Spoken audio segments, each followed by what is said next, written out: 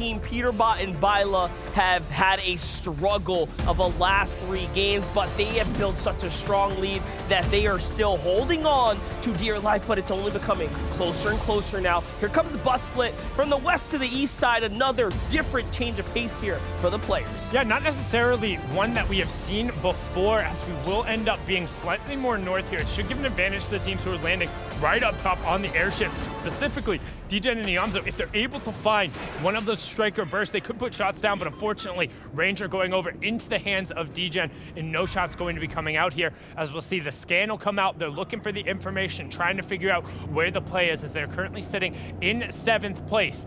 If you're just joining us, we got 2 games left in what had been a runaway train, a horse all the way out in the front, whatever metaphor, allegory you want to use, well, that's changed very quickly. Yep, it definitely has. 50 points now separate number 1 and 2.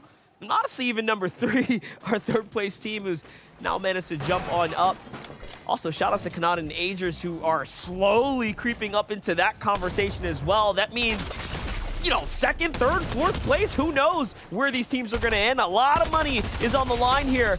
Big fights unfolding even down here at this drop right now. This time around, Trashy and Glace wrap it up quickly, and they get themselves a nice little 6 points and a chance to continue to play this out. Yeah, but again, Rokin and Joji just throwing shots over from the side, and you can see that damage coming through. They want to at least get the tags down, but they recognize the fact that, hey, if you can catch somebody out in the open early, they don't have the builds, and in fact, Trashy only has 1, and he has to stick the revive. If he pulls off the revive, Glace will tick his HP out. He has to sit here. He cannot pull off of him, which means if the Quentin gets a line, if Rokin and Joji can see this happening, they'll take him out, but no, Glace back up on his feet, and that is so huge, despite it just being a tiny, minute little thing. Yeah, you do not want to go down, especially this early. It sets you off by so many different things. You have to figure out how to get the save off safely, how to get your loot back in. It's not just you get taken out. It's like, dude, we're set back. We're starting off at a huge negative. Think of it that way. Peterbot and Byla on the other side. Mythic, again, this Mythic pickup, the Mythic AR is so important. It's crucial to Peterbot's success. It does more damage than any of the other burst options. And you see Peterbot is still in first with total elims at 30. And we talked about that. Last time we saw that stat, it was 28, and that was like 3 games ago after game number 1, as Vivid pointed out here. So there's still daylight, right? And we've talked about, oh, they haven't been as consistent as they were, but they're still getting the first round of placement points. They're still finding at least a elim. And again, with only 2 games left, they're playing tournament management mode. They're not playing to blow the top off. They're not trying to hit that match point for the 475 and the 3 wins. They know if they can put up a 15, a 20-point game here, it's over. It's wraps, and they have 2 chances to do it. And it also shows us they're just human. Guys, put yourself in there, you know, in that position. You're coming into finals day 2. You have a huge lead.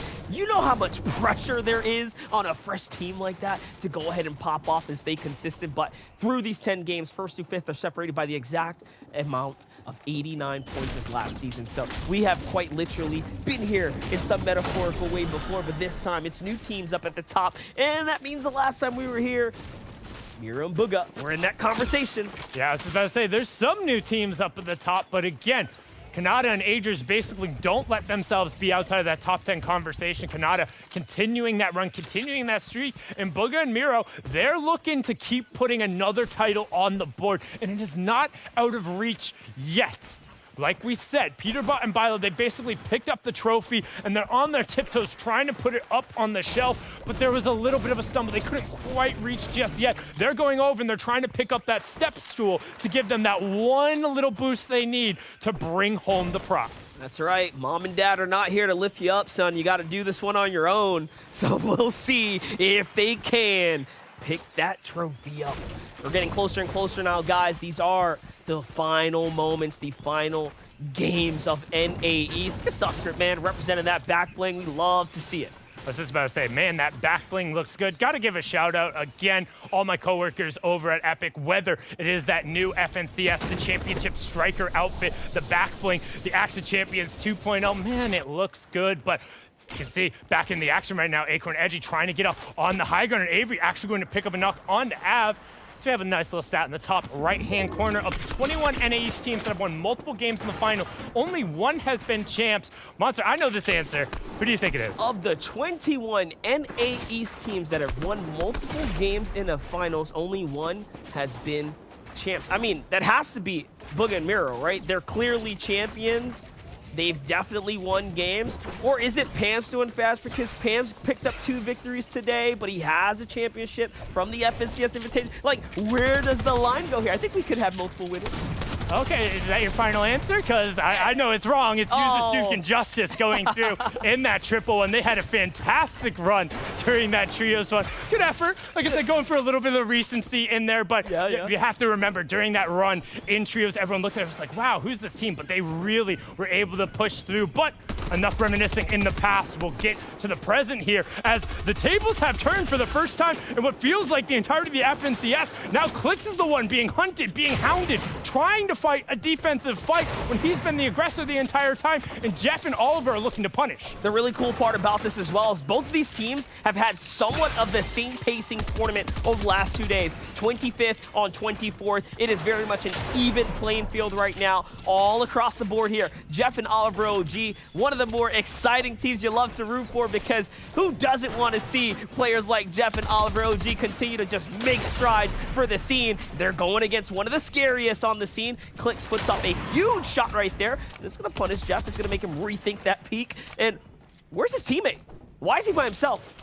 And you see, oh, there's an elimination on Oliver. I'd assume Oliver maybe have been able to already pick up Day on the opposite side, and they just took the fight to Clix and Day before they could end up getting ambushed, which, hey, sometimes they say the best defense is a good offense, and it seems like these guys have had enough of being snuck up on, but right now, Clix hitting the edit course, trying to dodge, dip, duck, dive, and then maybe find some eliminations, find some points, but this is a very good opportunity to try and get away. Unfortunately, not going to be able to slip out that back door. It gets slammed in his face. It all makes sense. That is going to be the second elimination. Jeff had the first one. Oliver gets the second there. So all of a sudden, a big 6-point swing there. Nice little pickup for them as they continue to march on here in the game. Peterbot and Bila, however, once again, when we saw them in this spot, it didn't look too hot. They got here a little too early before. They tried to play this out 2 games ago, and it was Glace and Trashy who really gave them a problem, sort of slowed them down. Already it's looking like it's cost them a fair bit. There's an inventory slot open in Bila's inventory, and it should not be like that, especially since they come out of such a powerful drop spot. And Peterbot and Bila's day 1 points would currently have them in 5th. So if they hadn't queued up in any of the games today, hadn't played a single one of them, they would still be in that top 5. However, the difference for what they've gotten today hasn't necessarily been what they want. We've talked about how it wasn't the same performance we saw, whether it was in Qualifier 1, where they came through in first place, or in day number 1 here in the finals. However, as much as we've talked about that train stalling, they can still win it right here, right now in this game. And one thing I do want to note is the positioning on the zone is huge in this circumstance, because where they normally like to box up and search for tags is right on the edge of the zone. Yeah, definitely. I mean, listen, we're excited to see what is going to happen from here. But can you imagine the families of these players, the org owners, everyone that supports them, the fans at home? They're like, come on, you can do it, just one more game. But it has been so difficult. And you know what? Every good story has a difficult background attached to it, so we'll see. Meanwhile, Cold goes down. Huge knock from Walkers. Do not underestimate the new players. Walkers and Scare Bear, they are scary. Remember, they land at Command Cavern. Sensei and Cold hold the bridge just northwest by Tilted Towers. It was inevitable that they were going to cross paths. That could quite literally be the knock in the storm there. We'll check in with that. Meanwhile, Pamso and Thatch also not looking too hot right now. They're trying to bounce into this game here. They're not safe by any means, but let's take a look at what's unfolding. Cold is down. Walltaker solo here. He's holding it out. They are in the fortress. Yeah, and he's just going to hang out and wait. The big thing here is he doesn't want to give up a single audio cue, because Scare and Walkers know he's around somewhere. We saw this yesterday, right, in the final game in game number 6, but the shoe was on the other foot, where Cold hung out forever in the zone, had a ton of heals, and he got the reboot off on Walltaker, and it was the first time we've seen a team in NA East reboot, and then get the W. And if you could ever use a repeat of that performance, it is right now. And I mean, luckily for him, he doesn't have to wait near as long as they saw yesterday. They do say history repeats itself. Let's see if the Wall Taker and the Cole can do it here in this game. This is game number 11. So another chance, and if there's a team that can do it, it's them. They've been so consistent. They've really managed to continue to play well. There was 2 opportunities, though, that they could have just rocketed their way up and closed that gap. But hey, we're here. We're now. The past is the past. Let's hop into Kanata and Adris right now, who are trying to set themselves up with some surge tags. A lot of damage being taken here. Not really what you tend to see from this duo. And you know what? I think they completely abandoned the vehicle strategy. I think they said, you know what? Forget the vehicle. That was holding us back. We're just gonna go on foot. Let's just play this out. We need to take trades, right? We need to literally fight. So when everyone had a vehicle on the map, it was fine because everyone's driving around. They're not gonna be throwing shots. The second all of the other ones are removed, what is everyone else doing? They're getting up onto a natural high ground. They're investing a decent amount of their stone because it's pretty easy to then go and reform.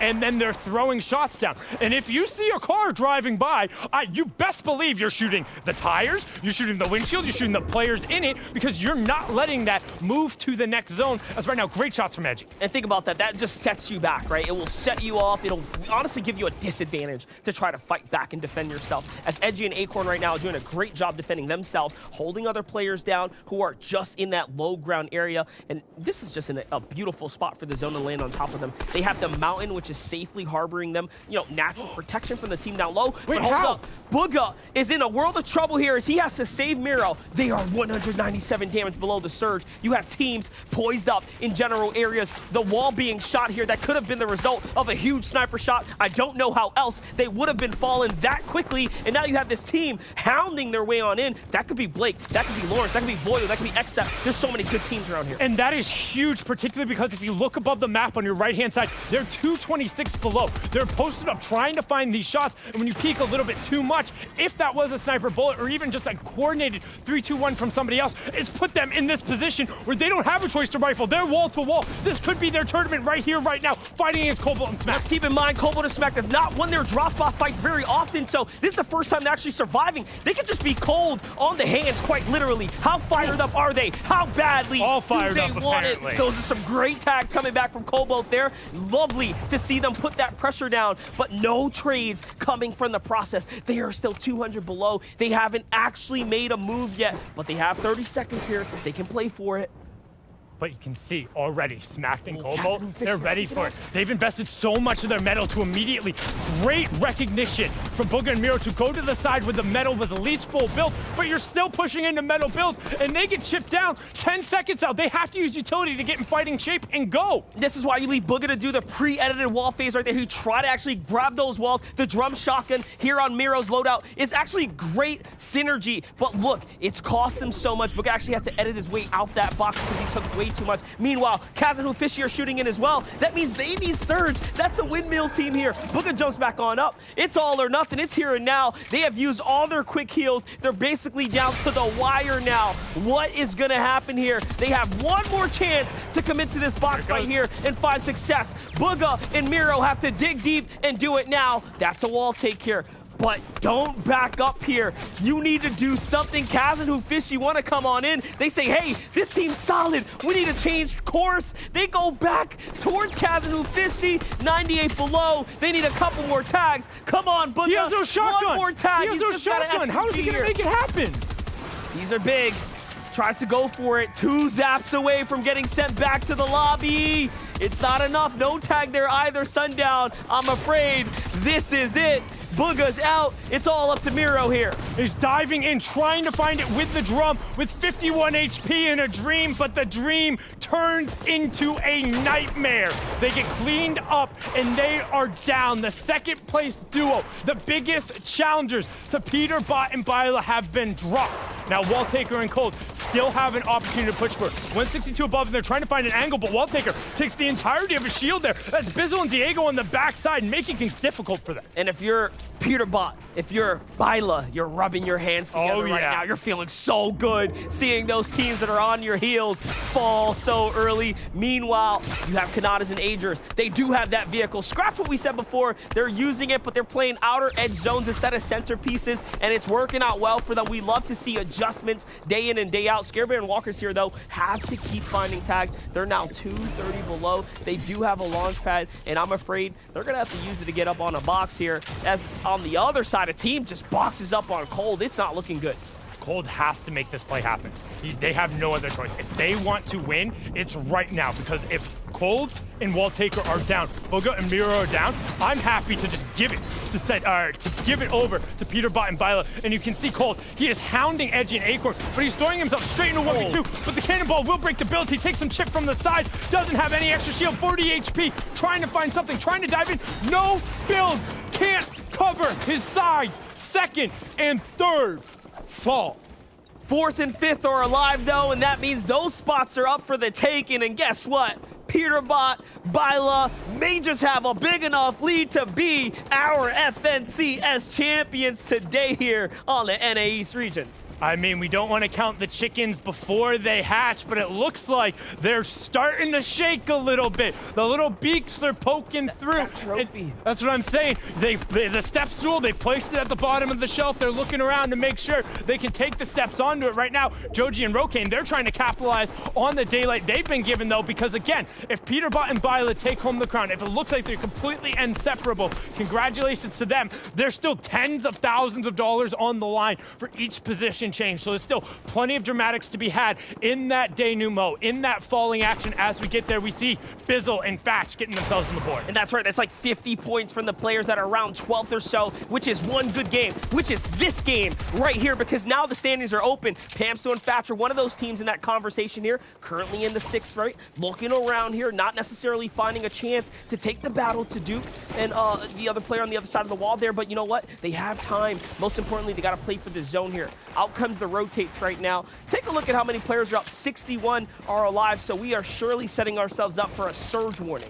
Yeah, surge warning will turn on here in just 25 seconds. Once that zone begins to close, you can see Fatch and Pamstu trying to find some side, as we will get a replay here, currently sitting on 0 eliminations. Well, let's make this one as Peterbot starts throwing shots over towards the side, and he finds the one headshot he needs to pick up the 3 points. And hey, sometimes everything just falls your way, Monster. And that's just all you need, right? You got to give them respect here. Peterbot and Byla have just been a walking highlight reel this weekend. Honestly, since things kicked off, let's take it back to week 1, where they popped off and made the performance, made the statement that they're here. And we talked about yesterday how it's like, wow, they played such an incredible game, but it was nearly identical to their qualifier 1 performance where, hey, nobody had been qualified through the finals. It was still the top teams in NAE making it there, and they had a slightly better performance there, but now they're doing it in the finals. It's enabled them to be in this position where if they can get past this storm surge and get into the cascading placement points and score even just like 5 points, that's it. They've won. Definitely, these elims will mean everything to them here and now as they continue to solidify themselves and their legacy, the history that they are writing here today. Pressure coming in from players all about, around them. They're not completely safe here. And you know what? The options, they're important. 13th, 10th, and then 15th off to the side. All players that are really fighting for a good position here at the end of this day. But looking at the loadout, Peterbot has a cheeky sniper rifle, and we see people just kind of hang their heads out there when they're utilizing the striker burst, being like, hey, nobody's going to end up having a snipe. Why would they carry that? Well, Peterbot is looking for options, trying to create one extra space right now, so we're going to swing on over to an 8th place team. But Iamzo stuck between a rock and a hard place, trying to find his way into the zone. He's not going to have to worry about that, as half in, half out does reveal, and we only have 2 duos sitting inside of it. What's crazy is Iamzo is so good. He has been solo a lot of the times we've tuned into him, and he has made such great plays to continue to keep his team inside the top 10. Not to take away from DGen, whom of course has participated in the bulk of the points, but Iamzo clutching up here. I mean, you saw the content pieces. You see how he thinks and what he thinks about himself. He truly believes he is number 1, and that is the attitude you need if you want to be up at the top. It's that champion mentality. If you want to look up to players like him, that is the one that I'll pick for sure. Like, you just gotta love it. And the second you start thinking that the people who you're playing with are better than you, or you're like, wow, this guy's pretty good. Yeah, there's a level of respect to it, but also when you know you're that good, you got a little bit of swagger to it. And we've seen that with Iamzo, where he pushes things where a normal player would think, no, these guys are way too good. They're gonna punish me for that. Iamzo's like, I'm the best, let's go. I'm the best, let's go. Let's bring that firepower to the door. Let's see it though here. Hold up. Joji lands just by Iamzo there, so 7th place and 8th are now hovering above one another. Meanwhile, Agers and Kanata now in 4th here, still have an opportunity to hop back. Bila down. To go ahead and jump in. Bila is down. This is important to the standings. Hey, listen, I know we've been counting them as potentially, it and wraps, but it's not really over until it's over. Peterbot, though, says, hold the phone here. I'm still here. I'm putting up a big fight. That's on to Fat. He has to get in the zone so well. Can he get in? This is where Sprint comes into play. It's alive. Look at the mechanics. It's enough to stretch it a little bit there, but not enough to survive the weather of the storm in the shots. And down they go. More chances now for the lobby. But a difference of +5 just on the couple of seconds where we tuned in, getting the Elim, getting 2 placement points to take over. And because we have already seen 2nd and 3rd go down, if Agers and Kanata don't put up a monstrous game, it's over. Peterbot and Bila have won, period, full stop. There is absolutely no way somebody else can catch them unless the 4th or 5th place team right now racks off 2 incredible matches. In what world, and there's a chance, there's a universe where this happens, but 2 teams have to go, or 1 team has to go crazy the next 2 games. Edgy and Acorn can be them. They're already at 5 Elims. I mean, if I had to guess, they're on track right now, Sundown, but that would mean a win here and potentially just a showstopper last game. Hey man, like I said, you're saying there's a chance. There's a chance. There's always is. When you see 3 points per Elim, hey, there's 49 other duos in the lobby. You could get everyone. That's some serious points. The reality of the situation, though, is it feels like they've done enough, but who else can get on board? As Nexi and Narwhal are just skeet shooting the rest of the lobby. They got great position, raining down shots, but not necessarily the best weapon to punish there. I like it though. It's just enough to scare them, right? Say, hey, yeah, we're hitting you. You're getting shot. We're pelting your shields down. Don't land on us. We're ready for the fight. And it's just enough of that intimidation to buy themselves some time. Iamzo now still playing by himself, clutching up here. He's managed to find himself way into the top 16 here as far as the teams left alive. That's a lot of placement points. Kanata now slides up into 3rd, so he's kind of slide his way on all the way up. Edgy is still going crazy here. He finds another one, but let's go on over to the FaZe Bizzle, who gets taken out by Iamzo once again here, racking up and clutching up some points. And Edgy got Agers. Edgy got Agers. He said, hey, you think they have a chance? No, we're taking that chance away from them. And now all of a sudden, SPG's prediction, Acorn, Edgy, trying to push through the 33 Infusion Esports players, but Kanata saying, hey, I got my top 10 streak on the line. I'm trying to make the play. Agers already has 3 Elims for him, so he did his work. It's Kanata's turn to turn those tables. That's right. Last game, Kanata and Agers did so well. Kanata had those 8 Elims. This time, Agers legs is the lobby with 3, so a much better performance for him already. Meanwhile, Rokin and Joji popping off as well. 6 Elims. Can they make it a big 7 here? They're looking for it, but the wall, the floor, it all gets taken in front of him. He has to change course. This is such pro play and high-level play, thinking about all these little minute details while you're in the heat of the moment. Meanwhile, low ground, Avery also alive there alongside Muzz. Edgy's looking down at them. Can he create this melting pot worth of points here? He doesn't find anything, not just yet. They're trying to find the Elims on the backside of the zone, turning back and finding the players who are just ratting around in those catacombs, picking up everyone who has just thrown themselves into the fray, into the fracas, and look at the angles they're throwing as Diego finally goes down. He had a nice little tear for himself there, but Blake and Lawrence trying to get themselves back in the conversation.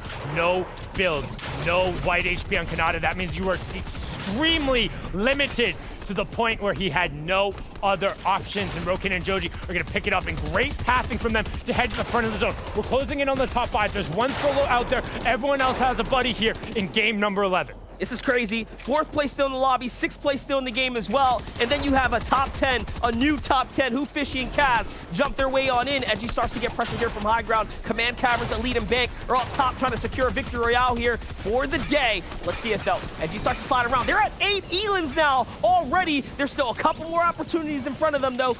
What is he gonna do here? He's sitting inside the storm, but no! Someone swings around and finds a big 2, and that's a 6-point swing, and the placement points as well. Rokane is going crazy this game. Rokane said, you saw the individual effort to get me qualified. You saw what I did at the start of the season.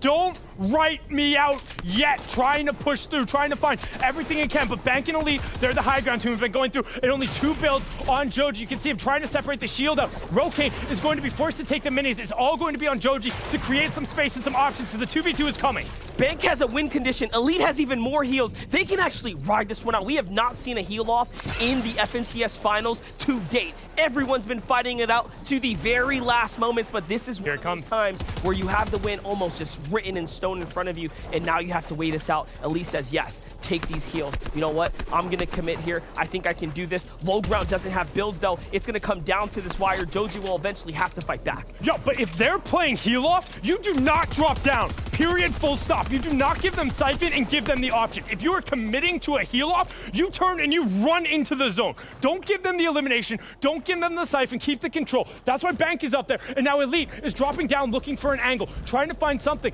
But since we still have 43 seconds, there's tons of time. He's going to back up now. He's going to go in and play this high ground here. They have a lot of ammo to work with as well. Remember, ultimately, you want to do damage as well. If you don't touch them, you don't earn points. And you need those points if you want to get closer and closer to that big prizing that will open up later into the tournament if you can play well. Elite makes a big mistake. He goes down. He takes the full 2v1. He finds one. Elite just might 2v1 this in the end. And he wants the win. Yeah. He wants it bad. And he takes that win. He said, Sundown, you won't drop down because you don't hit shots like I do. Elite and Bank take game number 11. And now the real question is, what dramatics do we have as we get to the end? We'll see the drop down shot. I love that. When he dropped in the water, he had the pre-fire ready. The awareness to pick up the Siphon and then the swap over and the hip fire with the burst. Very well played.